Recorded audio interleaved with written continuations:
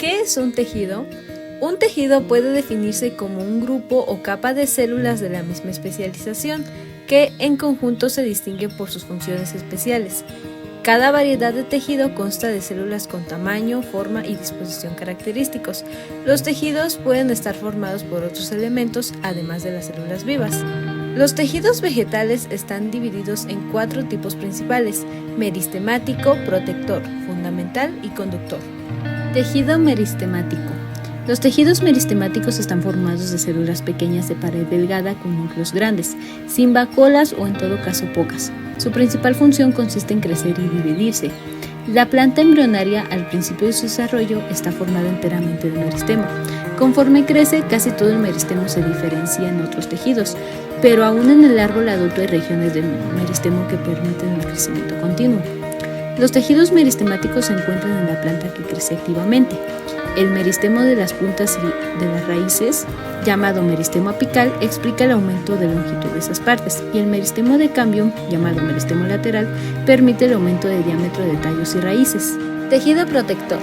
Los tejidos protectores están formados por células con paredes gruesas para proteger las subyacentes de las paredes delgadas contra la desecación o las lesiones mecánicas. La epidermis de las hojas y la capa de corcho de tallos y raíces son ejemplos de tejidos protectores. La epidermis de las hojas secreta una sustancia aérea impermeable al agua llamada cutina, que disminuye la pérdida de agua por la superficie de la hoja.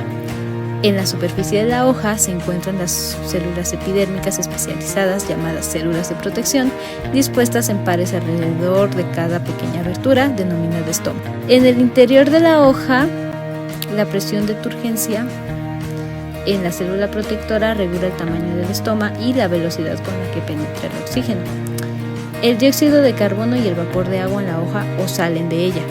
Algunas células epidérmicas en las raíces poseen pelos radiculares que aumentan la superficie de absorción del agua y sustancias disueltas en el suelo. Los tallos y raíces están cubiertos por capas de células de corcho producidas por cámbium de corte especial.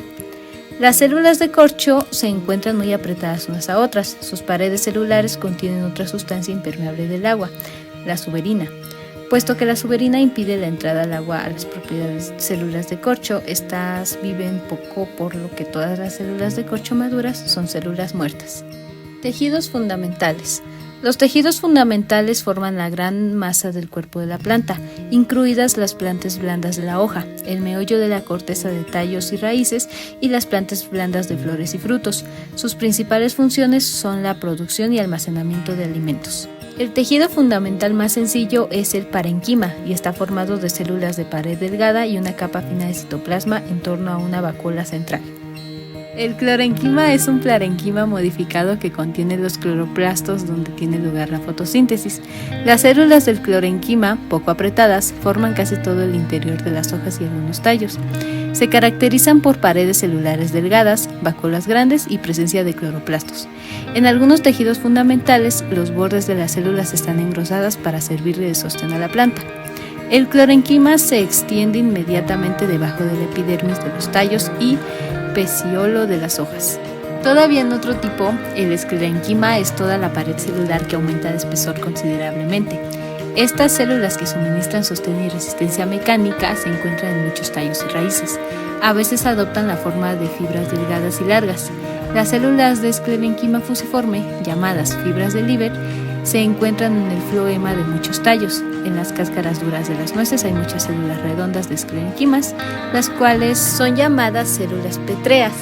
En las plantas encontramos 2 tipos de tejidos conductores: el xilema, que conduce el agua y las sales disueltas, y el floema, que conduce las sustancias nutritivas disueltas como la glucosa. En todas las plantas superiores, las primeras células del xilema que se desarrollan son larguísimas y se llaman traqueidas.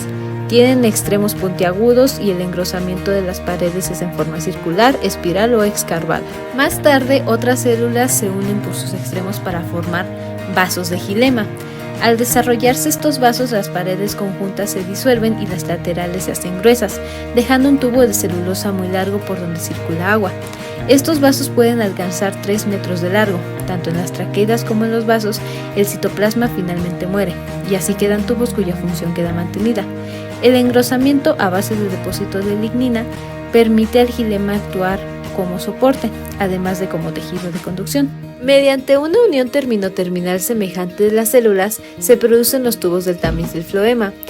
Los extremos de las células no desaparecen, pero forman una placa perforada o placa del tamiz. A diferencia de las traqueidas o vasos del xilema, los tubos más duros del tamiz siguen vivos y poseen gran cantidad de citoplasma, pero pierden sus núcleos. Cerca de los tubos de tamiz se encuentran células acompañantes, las cuales pueden servir para regular las funciones de dichos tubos de tamiz. Las corrientes intracelulares del citoplasma de los tubos de tamiz intervienen para acelerar el transporte de alimentos disueltos por dichos tubos. Los tubos de tamiz se encuentran en los troncos, la corteza blanda, fuera de la capa del cámbio.